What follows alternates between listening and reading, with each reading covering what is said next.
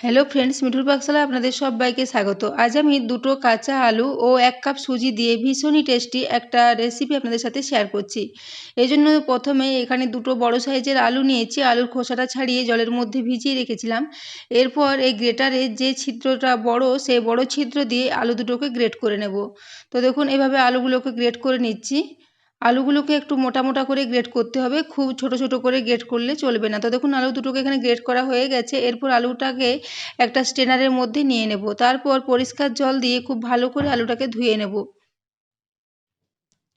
তো দেখুন একটা স্ট্রেনারের মধ্যে পুরো আলুটা নিয়ে নিয়েছি। এরপর পরিষ্কার জল দিয়ে এটাকে খুব ভালো করে ধুয়ে নেব। তো দেখুন এখানে পরিষ্কার জল দিয়ে দিলাম। এইভাবে দুবার আমি আলুটাকে খুব ভালো করে ধুয়ে নিচ্ছি। তারপর আলুটা ধোয়া হয়ে গেলে এটাকে একটা স্ট্রেনারে করে সাইডে রেখে দেবো জলটা ঝরে যাওয়ার জন্য।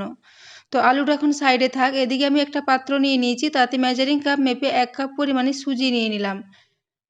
এরপর আমি এখানে হাফ কাপ পরিমাণে টক দই দিয়ে দিচ্ছি। দইটা এখানে বাড়িতে থাকা ফ্রেশ টক দই দিয়েছি। খেয়াল রাখবেন দই যেমন বেশি টক না হয়। দই যদি বেশি টক হয় সেখানে পরিমাণে এখানে কম দিলেই চলবে। তো এরপর এখানে স্বাদ মতো লবণ নিয়ে নিলাম। এরপর চামচে করে সমস্ত কিছু একটু ভালো করে মিশিয়ে নেব। তো প্রথমে দইটা দিয়ে একটু মিশিয়ে নিচ্ছি। এরপর কিছুটা জলও এর সাথে দিয়ে দেবো। এরপরে হাফ কাপ পরিমাণে আবার জল নিয়েছিলাম, তার অর্ধেকটা জল এখানে দিয়েছি। তো এখন আর এখানে জল দেব না। এই জলটা দিয়ে এটাকে খুব ভালো করে মিশিয়ে নেব। তারপর এটাকে ঢাকা দিয়ে প্রায় 10 মিনিটের জন্য রেখে দেবো। যেহেতু সুজিটা ভিজে থাকলে অনেকটাই বেড়ে যাবে। তো দেখুন এটাকে এখন মেখে নিয়ে 10 মিনিটের জন্য ঢাকা দিয়ে রেখে দিলাম। 10 মিনিট পরে ঢাকাটা আমি খুলে নিচ্ছি।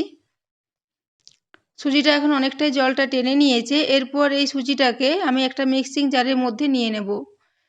তো দেখুন একটা মিক্সিং জার নিয়ে নিয়েছি, এর মধ্যে সুজিটা পুরো নিয়ে নেব। তারপর এটাকে মিক্সিতে দিয়ে খুব ভালো করে একটু পেস্ট করে নেব।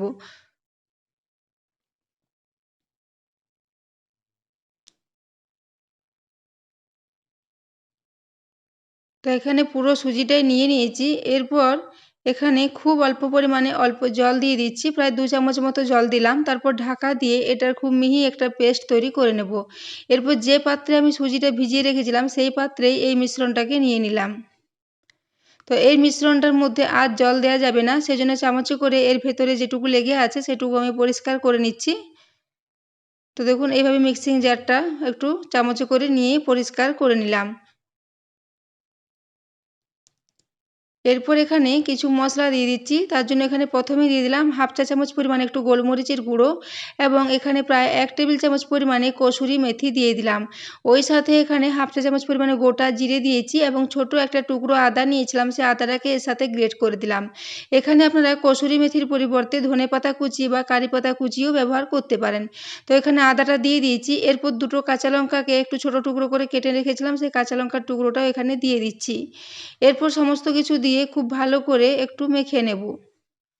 তো বন্ধুরা, আমি আজকে সম্পূর্ণ নতুন পদ্ধতিতে একটা রেসিপি আপনাদের সাথে শেয়ার করেছি। এই রেসিপিটা যদি আপনাদের ভালো লেগে থাকে তাহলে অবশ্যই চ্যানেলটি সাবস্ক্রাইব করে আমার পাশে থাকবেন, এবং পাশে থাকা বেল আইকনটি অবশ্যই প্রেস করে রাখবেন। তাহলে আমি যে কোনো নোটিফিকেশানই ছাড়ি না কেন তার সবার আগে আপনার কাছে চলে যাবে।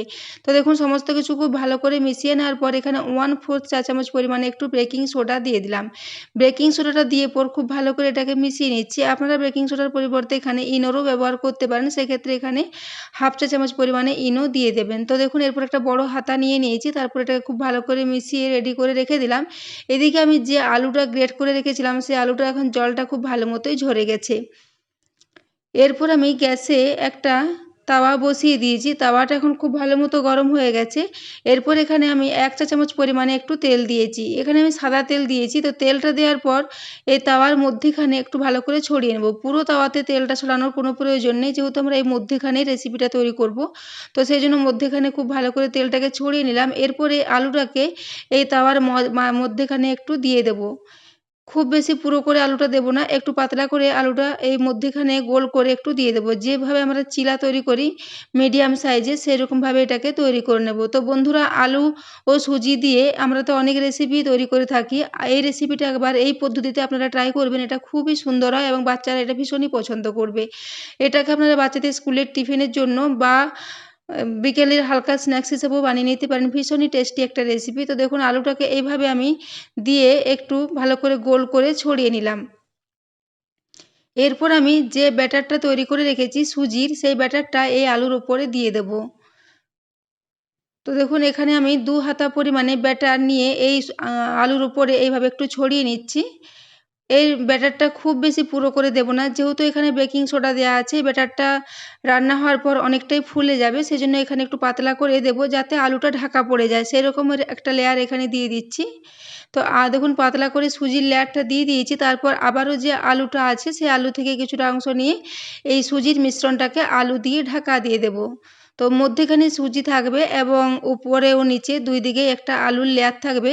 তো এই আলুটা ভাজা হওয়ার পরে টেস্টটা ভীষণই ভালো হবে এবং এটা খেতে দারুণ হবে। তো দেখুন এরপর আমি সমস্ত আলুটা নিয়ে এইভাবে ছড়িয়ে দিচ্ছি। তো দেখুন আলুটা এখানে দিয়ে দিলাম। এরপর এই আলুটাও একটা পাতলা লেয়ার এর উপরে দিয়ে দিয়েছি। এরপর হাতার সাহায্যে যেগুলো ছড়িয়ে গেছে একটু এভাবে নিয়ে নিচ্ছি। তো এটা এভাবে নেওয়া হয়ে গেলে এটার একটু ঢাকা দিয়ে রান্না করে নেব। তো দেখুন খুব ভালো করে হাতার সাহায্যে এটাকে একটু করে নিয়েছি। তারপর এখানে আমি একটু লবণ ছড়িয়ে দিচ্ছি উপরে, খুবই অল্প পরিমাণে, এবং এর সাথে একটু চাট মশলাও দিয়ে দিচ্ছি। এবং সুজির সাথে আমাদের যেহেতু সমস্ত রকম মশলাই দেওয়া আছে, তাই এই আলুর উপরে আলাদা করে মিশ্রণ দেওয়ার কোনো প্রয়োজন নেই। তো আমি একটু লবণ ও চাট মশলা দিয়ে দিলাম এর টেস্টটা বাড়ানোর জন্য। তো দেখুন লবণ ও চাট মশলাটা দেওয়ার পর এটাকে ঢাকা দিয়ে একদমই লো ফ্লেমে প্রায় 5 মিনিটের জন্য রেখে দিয়েছিলাম, যাতে সুজি ও আলুটা খুব ভালো মতো সেদ্ধ হয়ে ভাজা ভাজা হয়ে যায়। এরপর উপরে আবারও 1 চা চামচ পরিমাণে তেল দিয়ে দিচ্ছি। এই রেসিপিটা করতে খুব বেশি তেলের প্রয়োজন হয় না, খুব অল্প তেলে একটু হাতে সময় নিয়ে একদম লো ফ্লেমে এই রান্নাটা করে নিতে হবে। তো দেখুন এরপর একদিকটা ভাজা হয়ে গেছে, এরপর এটাকে উল্টে দিলাম। তো এটাকে আর ঢাকা দেওয়ার প্রয়োজন নেই। এরপর এটাকে দেখুন আমি উল্টে পাল্টে আবারও ভেজে নিয়েছি এবং উপরটা দেখুন শব্দটা শুনে আপনারা বুঝতে পারছেন কতটা খাস্তা মতো হয়েছে। উপরটা ভীষণই খাস্তা মতো তৈরি হবে। তো দেখুন এরপর এটাকে আমি উল্টে পাল্টে প্রায় 6 থেকে 7 মিনিটের জন্য একটু ভেজে নিয়েছি। এরপর এটাকে আমি তুলে নিলাম। তো এই পদ্ধতিতে আমি আবারও একটা তৈরি করে নেব। এখানে আমি যে পরিমাণে আলু নিয়েছিলাম সে আলু দিয়ে আমার দুটো মতো চিলা এখানে তৈরি হয়েছে। এরপর আমার এখানে সুজির ব্যাটারটা কিছুটা বেড়ে গেছে, ওই ব্যাটারটা দিয়ে আমি আবারও একটা অন্য রেসিপি আপনাদের সাথে শেয়ার করছি। তো যাদের আলু খাওয়া চলে না তারা এখানে গাজর দিয়ে এই রেসিপিটা করে নেবেন। তো দেখুন এখানে 2 হাতা পরিমাণে ব্যাটার সুজির দিয়ে দিয়েছি আগেই।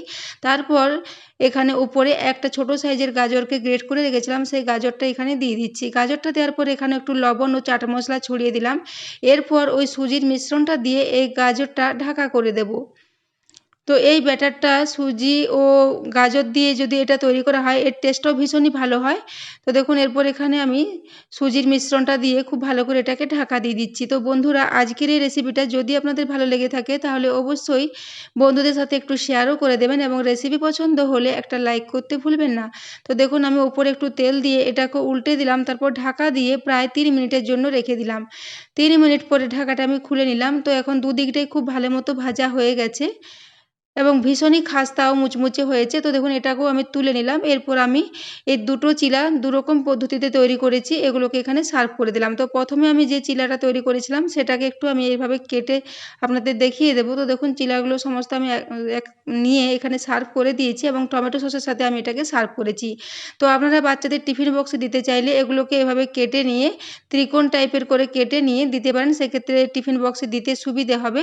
তো বন্ধুরা এই রেসিপিটা আপনারা সকালে ব্রেকফাস্টে বা দুপুরে বাচ্চাদের টিফিনে বা বিকেলের দিকে স্ন্যাক্স হিসাবেও তৈরি করে নিতে পারেন, ভীষণই টেস্টি একটা রেসিপি। তো দেখুন এরপর এটাকে আমি এইভাবে একটু কেটে নিয়ে এটাকে সার্ভ করে দিলাম। আপনারা টিফিন বক্সে দিতে চাইলে এইভাবে ত্রিকোণ আকারে করে কেটে দিয়ে দিতে পারেন, সেক্ষেত্রে এটা ভীষণই ভালো হবে।